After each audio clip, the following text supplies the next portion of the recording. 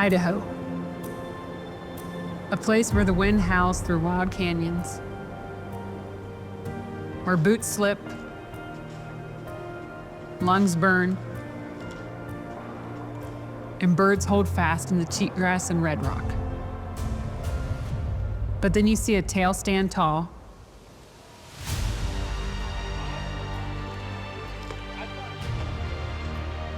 body locked tight, until the ground erupts in a blur of wings.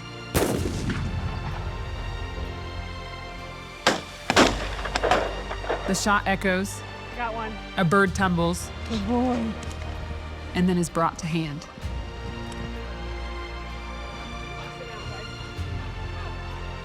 This is a story about hunting the high country of the American West.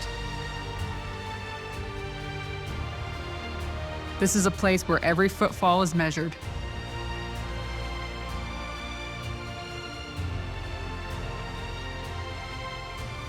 Where both hunter and dog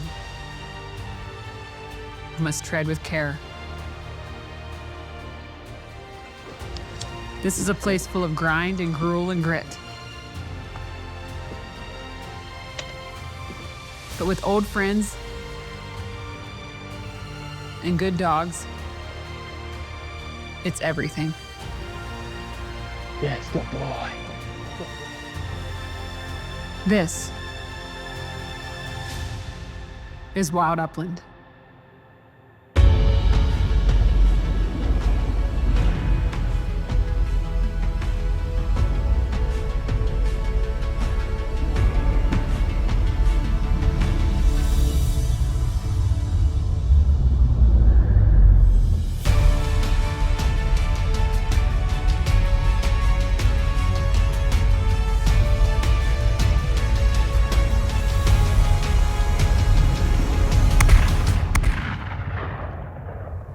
Wild Upland is brought to you by Purina Pro Plan.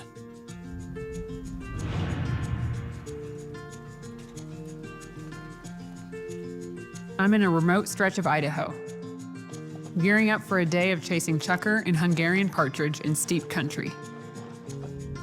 With me is my associate editor of Gundog magazine, Tanner Smedley, and my good friend Courtney Bastian from Her Upland.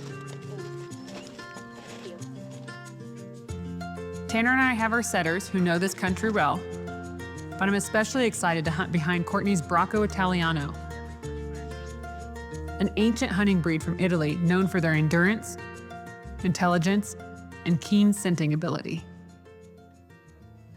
So I first met Courtney when she asked me to be on her podcast a few years ago, and we really hit it off. We have a lot of similar interests and we have a lot of similar passions, and so I have a lot of respect for Courtney. I think she brings a lot to this industry.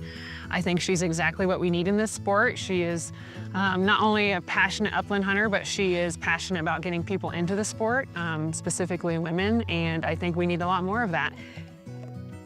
I met Kali a couple times. She's been somebody that I wanted to connect with for quite a while and go on a hunting trip with, but our calendars just never really aligned. And so this was an amazing opportunity to be able to finally get to hunt together.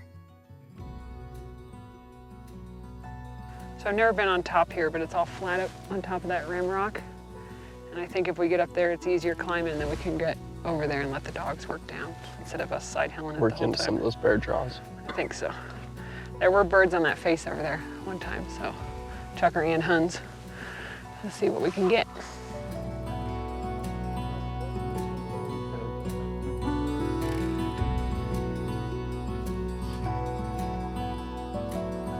It's really neat country up here. It's very broken country, so you have a lot of kind of rolling, flat-top hills that are broken up by deep, cliffy canyons. And so it causes a lot of burned-off faces where the cheatgrass and foxtails and things like that can grow in that the chukar tend to feed on, and where that rock concentrates the sunlight. It helps burn those areas out, helps some green up around the rocks when the snow hits, and the chukar really congregate in these areas. So it's steep country for a little bit, and then it's a lot of side hilling as you roll through all of these big rim-rocked canyons, and you kind of gain elevation, then you try and keep your elevation so you don't have to gain it again. So it's a lot of steep climbs punctuated by rough side hills on the ankles and some flat tops, and then dropping in and out of canyons. All right, we got Jones on point, about 100 yards away, but he's right along a cliff edge.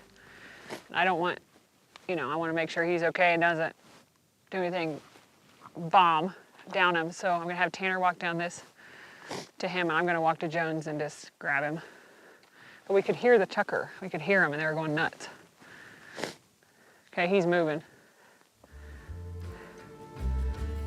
But he knows they're down there. Well, luckily for us, Jones had redirected and he had gone down under the cliff, but then it was still on some really steep, nasty, rocky terrain. And so you have to think about that as a hunter and what's safe for your dog and whether it's worth killing a bird or whether it's worth, making sure your dog is safe. And so he did a fantastic job. He relocated those birds. He found them in some nasty, nasty, gnarly stuff, which can be hard because he was a little confused of the scent that was coming up, and he knows he's on top of a rock, but where are the birds? And so he did a really good job, and ultimately we didn't get over there quick enough before the covey flushed, but it was really cool to see him work that and work the terrain and figure it out himself. Well, it's an awesome piece of work where he got him all the way up on the flats, right, and worked him to the cliff edge, and then we dropped the level, and then he worked him to the cliff edge.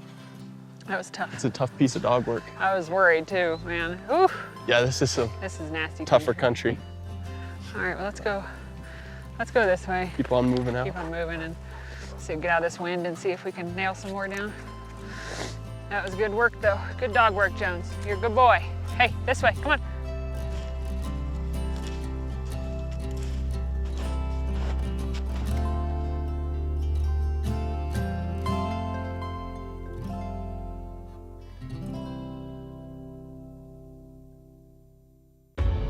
Wild Upland is brought to you by Purina Pro Plan, nutrition that performs. Browning, the best there is. Fiocchi, your upland ammo for every pursuit. Onyx, know where you stand. Tetra Hearing, hear the hunt. Final Rise, premium upland gear.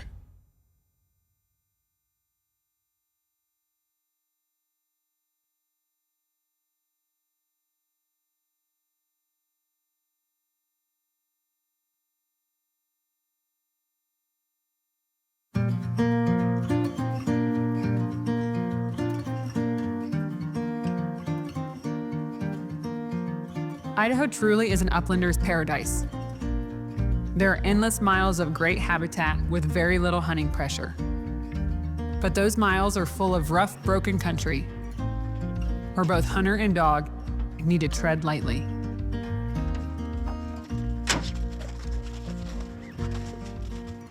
Let's go. The second half of the day, I found a couple coveys, but couldn't get on them, so let's see what we can find now. Maybe some more. Send out the second team.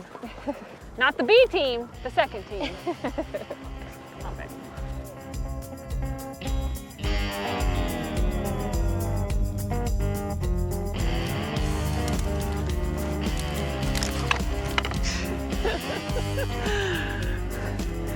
The life of hunting, Chukar hunting.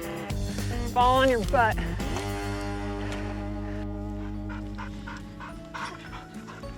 Okay, let's go. So for the hunt this weekend, I brought Angus, my Bracco Italiano, and Nara, my German Werehair Pointer. Nara is 6 years old. We imported Nara from Scotland 3 years ago. She lived with some good friends of ours that bred her. She was a dog that, as an 8-week-old puppy, I tried to get her hard because she was such a lovely female. We'd had a good snowstorm a couple days back now, so there was enough time that we had some crunchy snow, but that it had burned off a lot of the southern exposures. And that really helps to congregate birds. That's one of the fun things about late in the year like this, is it takes the birds that used to be scattered all over the mountain and it kind of concentrates them into these burned off areas where the food is more accessible. And it makes it easier for us to find a lot of birds in a shorter loop, because we know It's like a big bullseye, right, where you can go and hit all of these burned off faces. So we made sure to move through the country in a way that we were connecting these burned off ridges.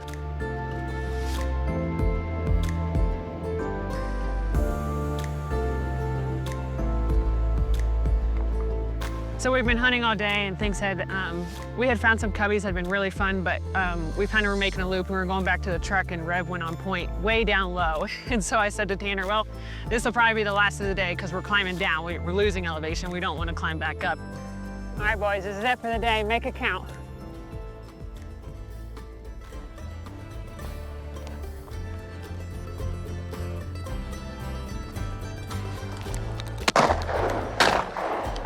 I got one. Whoop. I got one. Nice. Come here, Jones. Yeah. Good boy. All right. Beautiful job, Chukar. Good job. Good job, buddy. This is your bird, huh? White lightning. That's a nice bird. That's a nice bird. Here it comes, Tanner. You found it? There you go. She's got it. Nice. I was hoping Got he'd it? get it tracked down, but she's better at ground set than Yeah? he is. Nora found Nice it? job. Yeah, Nora found it. Nice. I could see it for a while. I was hoping that one of them would get in there with it, but Work, man. good shooting. Nice job, There you guys. go. So typically when you find birds at one elevation, it's most likely the other birds are hanging out in the same. So you kind of want to remember that. And so in this instance, it actually came true. We ended up finding those chukar, and we're looping back to the truck, and we actually found another covey of Huns right at the same low elevation, which was interesting because normally, you know, they make it difficult for you and they're at high elevations. And so we got super lucky, but we had some great dog work. And we were actually able to get on a covey of Huns. We had a great point by Rev, and Tanner was able to bring a Hun out of that covey. And so looping back, making the last loop of the day ended up being fantastic. We got one, we got one.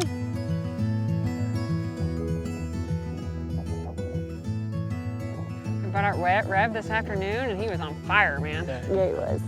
3 good finds with him, and we got into a bunch of running birds, and Nora got to work on them tearing up the hill. They were running and jumping, and tough dog work, but yeah, great day. Got a bunch of birds, and 6 coveys in a small little canyon in Idaho. That sounds like Idaho to me. yep. It's good. Good work, guys. Awesome day.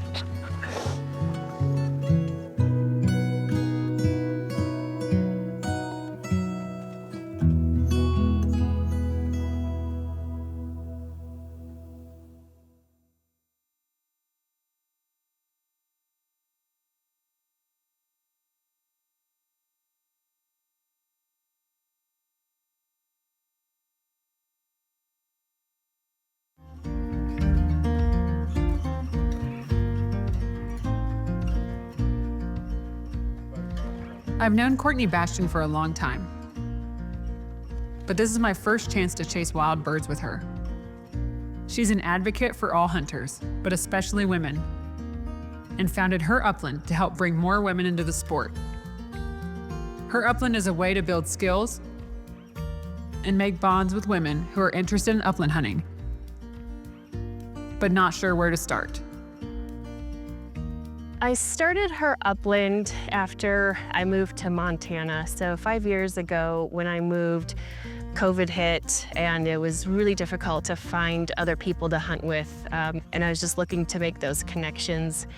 And I was kind of handicapped in a lot of the things I didn't know. I didn't know what kind of ammo to buy. I didn't know what chokes to use. I didn't know how to clean my shotgun. These were all things that, because my husband always wanted me to go with him, that he did for me, cleaning birds. So all these different things of learning that I had to do on my own, I wanted to make it something that other people could go somewhere to learn. And also just building that community and making those connections with other like-minded women. So that's how it came to be. Just created something that was going to be affordable to break down that financial barrier, and that they could learn to go confidently and competently hunt by themselves.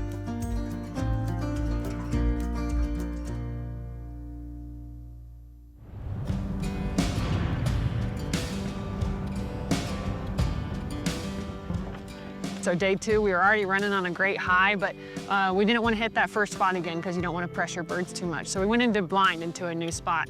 And, but it was a beautiful, beautiful area. It was a very south-facing, burned off, cliff. And we're like, there's probably going to be birds there. And of course, we let the dogs go, and Rev, within 10 minutes, was already on point up this beautiful ridge that we had thought there'd be birds. And man, that was a way to start off the day because it was a burner trying to get up to it.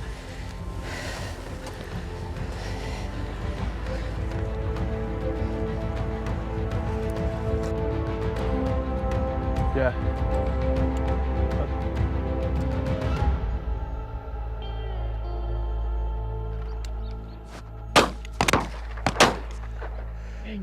I got one. Whoop, whoop, whoop. I got eyes on it. And when the covey finally got up, I was able to bring a chukar down from it, and it was worth it, but it was a moment where my legs were burning and my lungs were burning, and I just had to sit down and not only take in the moment, but catch my breath. Good boy. Good boy. Good. I'm gonna sit down, bud. That was a hard one. Oh, that was a good job, Jones. Good job, buddy. Rev went on point up this steep, canyon. Jones honored him, and they had locked down a covey of chukar. But man, that was some tough hiking to get up to him. Woo! This is steep, unforgiving country, man. But it's worth it. Worth it.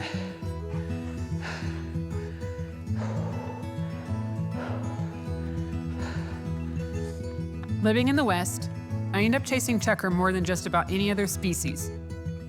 It's a rhythm and process my dogs and I know well.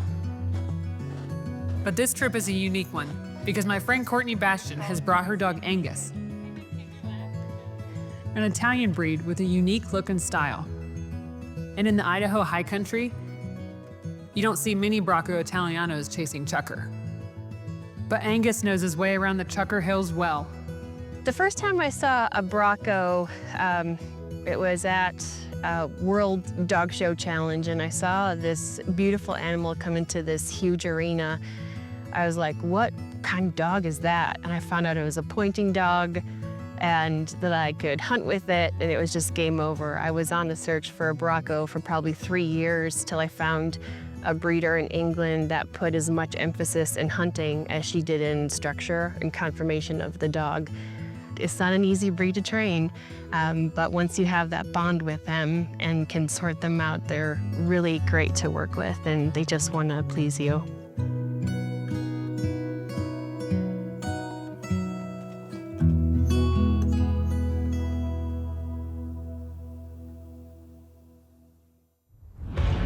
Wild Upland is brought to you by Purina Pro Plan, nutrition that performs. Browning, the best there is. Fiocchi, your upland ammo for every pursuit. Onyx, know where you stand. Lucky Duck, loyalty goes both ways. Tetra Hearing, hear the hunt.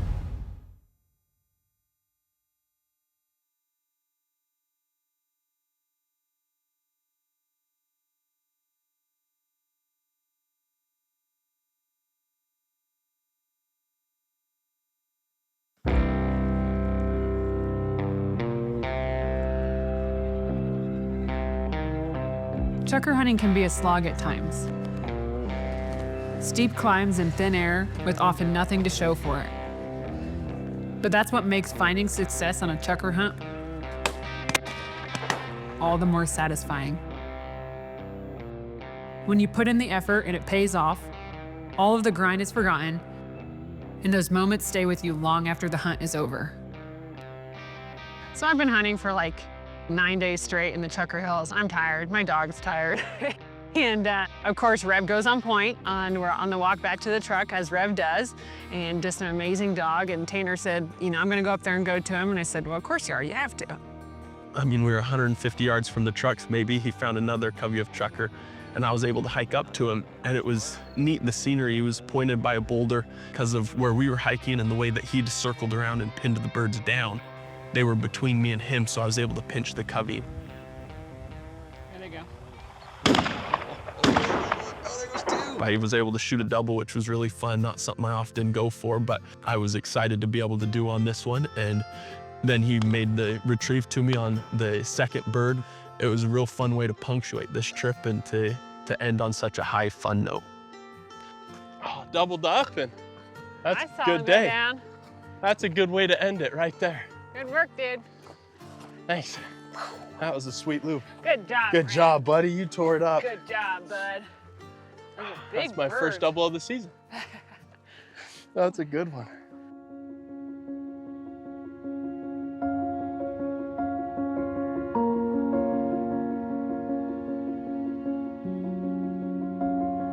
All in all, it's been a super fun week. It's been fun getting to hang out with Courtney and with Kali. It's neat to see all the things they have going on in the industry as well, and get to chat about the ways that we get to work together. And we had a lot of great dog work. It was a lot of fun to get to run behind new dogs. Both of Courtney's dogs did a great job, Angus and Nora.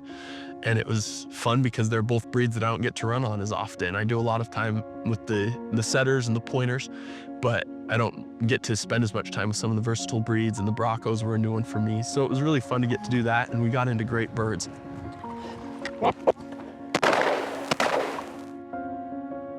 The hunt this weekend was awesome. The only thing that I regret is that I just didn't have better footing and push harder at it.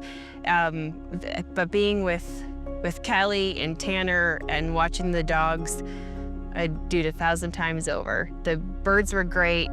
We got into Chukar and Huns multiple times.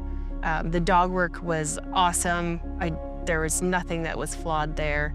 So great people, great dogs. I'd love to do it again.